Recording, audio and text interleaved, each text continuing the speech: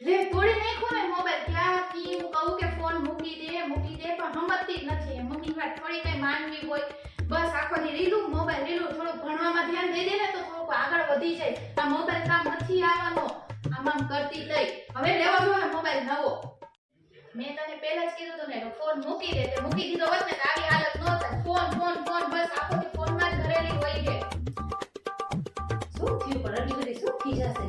phone તોડી નાખ્યો જો ને તેમાં શું થઈ ગયું પણ ફોન તૂટી ગયો તો એટલે હાલ બીજો લઈ લેવું ને હા